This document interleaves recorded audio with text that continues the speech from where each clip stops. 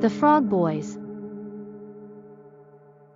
The Frog Boys were a group of 5 boys who disappeared in Daegu, South Korea on March 26, 1991. All 5 boys were from the same district and attended the same elementary school. March 26, 1991, was a public holiday in South Korea, and the boys decided to spend the day searching for salamander in the streams of Mount Woryong. The boys never went home, and after they were reported missing, their story made national headlines. President Roh Tae-woo sent 300,000 police and military troops to search for the boys, with the searches shown on live TV. The boys' fathers quit their jobs to look for their children around the country. Mount Woryong was searched over 500 times. More than 11 years later, a man discovered their bodies on Mount Woryong in an area that had been searched. He first reported the remains via an anonymous phone call. Initially, the police said they thought the boys had died of hypothermia. But their parents rejected that conclusion and demanded a full investigation. The families questioned the conclusion due to the oddities of one of the boys' clothes being found tied in knots and in used bullets found in his clothes. As well, the discovery of their bodies a short distance from the village in an area the boys knew well. Forensic experts found the skulls of 3 of the children showed blunt force trauma, possibly from metal farming tools. Police said the children could have been killed by someone who may have flown into a rage. In 2006, the statute of limitations expired on the case. However, in 2015, the National Assembly voted to remove the statute of limitations on first-degree murder, opening the possibility of criminal charges if a suspect is found. The Sodder Children. On Christmas Eve, December 24, 1945, a fire destroyed the Sodder residence in Fayetteville, West Virginia, United States. At the time, it was occupied by George Sodder, his wife Jenny, and 9 of their 10 children.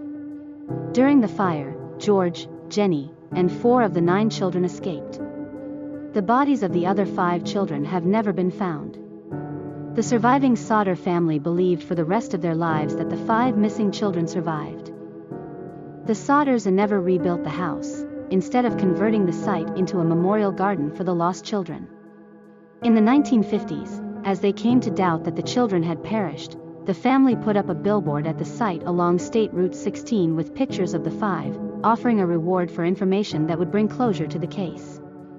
It remained standing until shortly after Jenny Sodder died in 1989.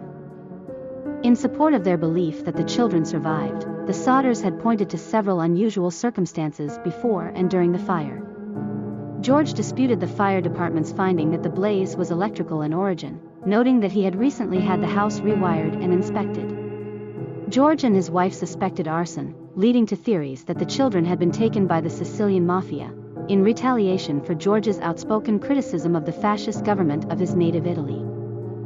State and federal efforts to investigate the case further in the early 1950s yielded no new information.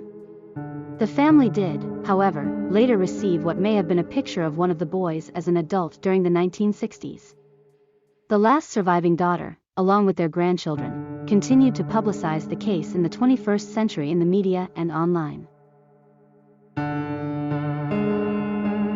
The Beaumont Children were 3 Australian siblings who disappeared from Glenelg Beach near Adelaide, South Australia, on January 26, 1966 in a suspected abduction and murder. At the time of their disappearance, they were aged 9, 7, and 4 years respectively. On the morning of January 26, 1966, the children asked their mother to visit Glenelg Beach.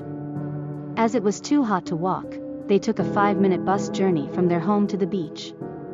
They were expected to return home on the noon bus.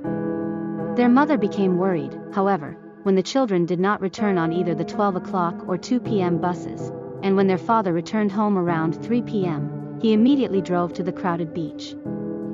Unable to locate the children, he returned, and together they searched the streets and visited friends' houses. Around 5:30 p.m., they went to the Glenelg police station to report the disappearance. Police investigating the case found several witnesses who had seen the children in Collie Reserve, near Glenelg Beach, in the company of a tall man. The children were playing with him, and appeared to be relaxed and enjoying themselves.